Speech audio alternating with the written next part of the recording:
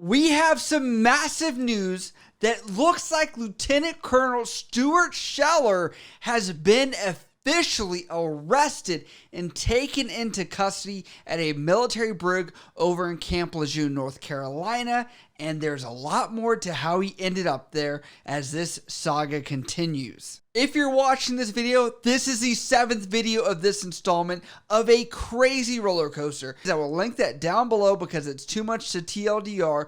Watch from the first video all the way through, as I know a lot of you guys have tuned in because you guys like the coverage of this content here, and I really want to make sure I don't miss details. Now, since our last video, he still continued to post on Facebook, which his first post from the last video was on 26th of September 2021 at 6 in the morning. He makes 2 posts, and the first one says this: "Fear cannot exist in the pursuit of love and truth. I believe in love. I believe in America. I believe in strength. I believe in honesty. I believe I am ready to go to jail based on these beliefs.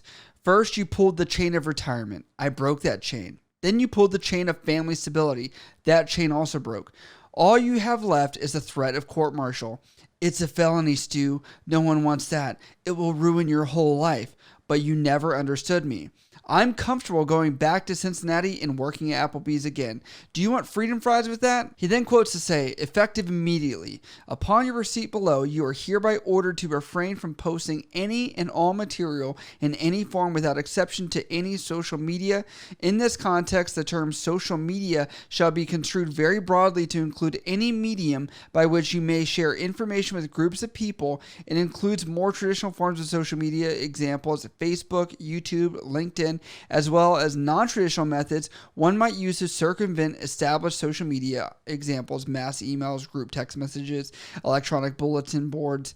You are also prohibited from communicating through third parties or proxies." He goes on to say, "What happens when you communicate in order that stipulates you to stop communicating? Remember, I have only spoken truth." He goes on to say another truth: "We don't want our children abused in the same failed system. The systems remain despite their repeated failures because key-holding hypocrites have safe haven within the system." He then quotes to say, "Why not just get out and say that, Stu? Why not stay quiet and work within the system?" And he says, "We say this to you. If you are making a difference on your current path, why is the Republic in decline? The apathetic American convinces himself to apply pressure in other ways only because he can't see the invisible chains. The keyholders refuse to take accountability when it is so obvious. They are unable or unwilling to do what is right. But we are not like the apathetic American. We have faith. We believe what you stand for can only be defined by what you're willing to risk.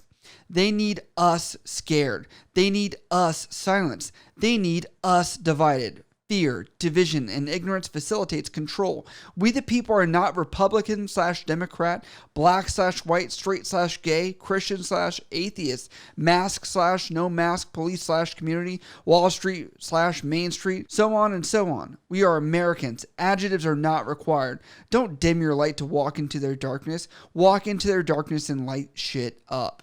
If you guys like this Stuart Scheller content, please, I hope I've earned your subscription today, because I also know some of you guys were involuntarily by YouTube unsubscribed. We do like to cover in-depth stories like this on a regular basis on this channel. He then talks about several figures, and first off, he goes on to talk about President Trump, and he says, "I was told by everyone to kiss the ring because of your following and power. I refuse. While I respect your foreign policy positions, I hate how you divided the country. I don't need or want your help. You do not have the ability to pull us together. You may even win the next election, but your generation's time is running out. Tell your son to stop tweeting about me. Your whole family knows nothing about us or our sacrifices. I could never work with you. I'd rather sit in jail and be released with dishonorable than make compromises in my beliefs. President Obama, great at speeches, obviously weak in any intestinal fortitude. President Bush Jr., great at speeches, obviously ignorant in thinking he could import democracy. President Clinton, great at bringing Congress together, obviously morally bankrupt. This includes his wife." Those are all the presidents that he does talk about, but it looks like several days later, he does make a statement, which is as of making this video yesterday, where he does clarify some of his opinions about former President Trump, and he does talk about that because he did receive a ton of backlash as many people did not agree with him, and this is what he says here. To the people who stand with me, I've had such a strong reaction to my comments against President Trump, I felt a follow-up clarification was required.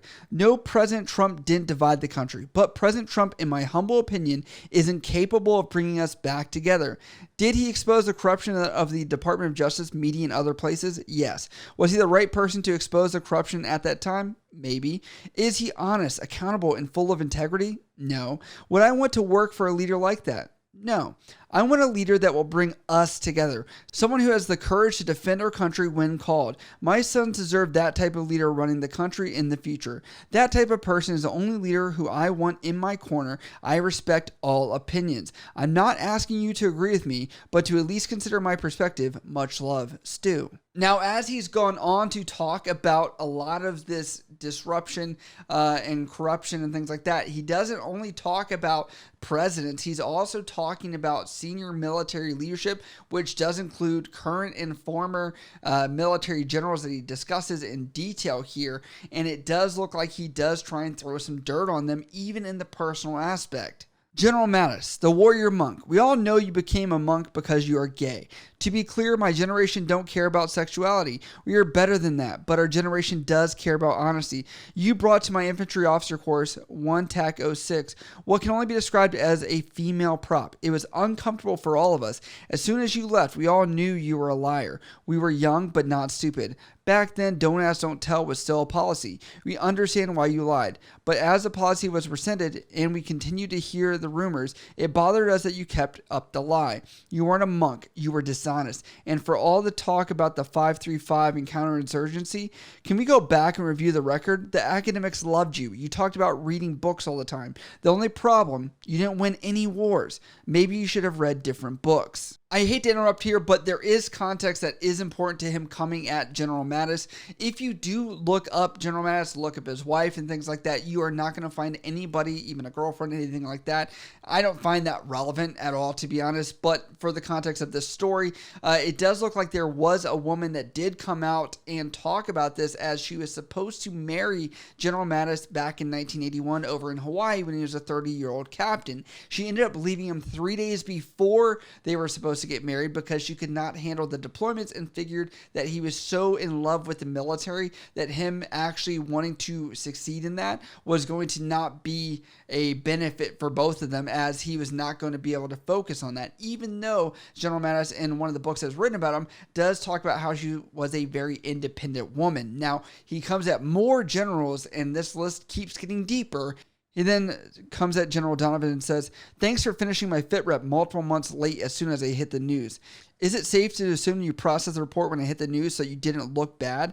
It's about your optics. It's never about us. But if you're angry about me speaking the truth, send your regimental commander to come find me again. You could have him repeat quotations. If you interrupt me again, I'm going to fillet you. I will cut you in half. I'm going to work you like a slave. I'm going to work you like a dog. I'm going to work your D into the dirt. Ask Lobo."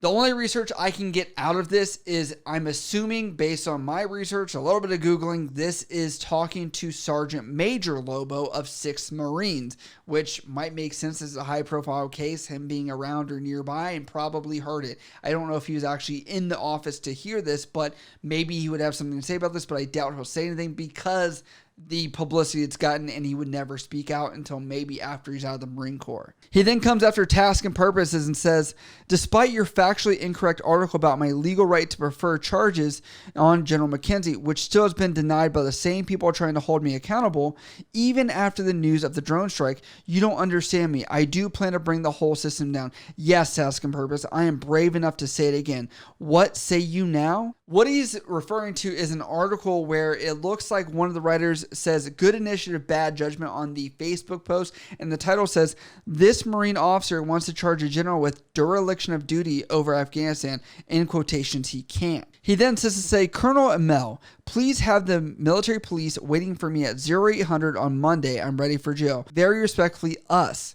And then he shows this photo of a chessboard. I'm going to break that down later on this video, as I like to wrap up with that to show the symbolism of what is going on. Lieutenant Colonel Stuart Scheller has some balls to say, "Hey, I'm posting this on a Saturday. you're going to meet me on Monday.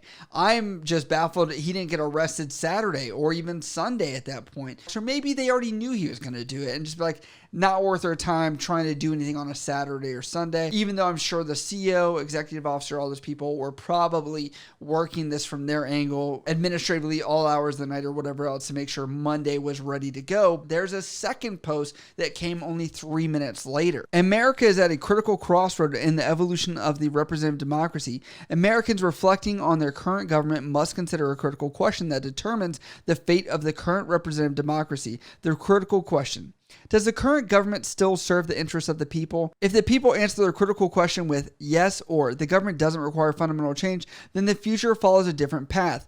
Follow-up discussions would include, how do we work within the system to make that required change? However, if the American people feel the answer to the critical question is no, or the government is so broken the fundamental change needs to occur, then the American people must evaluate the 4 options laid out by the Founding Fathers to make fundamental change. The 4 main branches laid out in sequence of extremism are: 1, navigating a new generation of thinkers through one of the 2 existing major parties; 2, building a new generation of thinkers in a smaller pre-existing nationally recognized third party; 3, exercising Article 5 of the Constitution; or 4, resolution. The more radical the option, the more instability and unrest that will ensue following the event. However, if the government doesn't serve the interests of the people, it's the people's obligation to throw off the old form of government. All efforts should be exhausted at the lower levels before escalating the extremism. However, all 4 options, according to the American Constitution and Declaration of Independence, are legally available to the people. So that is a heavy, heavy dose of Stuart Scheller right now. There are a couple things I'm going to come at you with this. It does look like the case has not been noted when it's going to take place or when he's going to get his day of court, but it does look like he's going to be in pretrial confinement, and that is within the legal rights of the military to do so. And so really right now it's going to be a waiting game, it looks like. Now let's break this chess piece down, because it looks like Lieutenant Colonel Stuart Scheller might be wanting to start the next revolution if you're reading through to this, and then also the symbolic meaning that you saw in that chess piece that I was talking about earlier. So if you look, it says 1775, obviously the date of the revolution or the year of the revolution, and then you see 2021.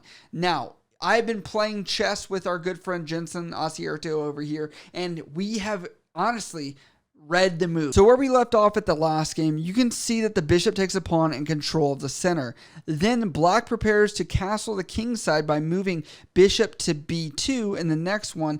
And then on top of that, you see white plays a developing move with the knight to help with the massive control over the center of the board.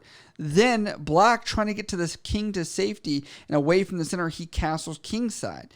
White moves, and then probably is going to castle, as both players tend to castle together, or can keep the attack with developing the other knight. And sure enough, you're going to see it play out on that 3D picture right there. And I have to ask, do you think this is like a law-abiding citizen point where he wants to be in a military jail? Is he wanting to cause effect or make change from the inside? Please leave that down in the comments below, as this has been a massive drop on Stuart Scheller. If you guys like what we do over here on the channel, you can always support over at patreon.com for special perks and benefits, including voting on weekly videos, also getting special perks and benefits over there, including getting your name shouted out every month on the channel as well. And on top of that, we also have some here on YouTube on the join button down below as well, if you want to help support the channel over there. As always, if you guys have questions about this or anything else, you can always hit me up on Instagram, Snapchat, Twitter, or down in the comments below. I love you guys. I'll see you next time.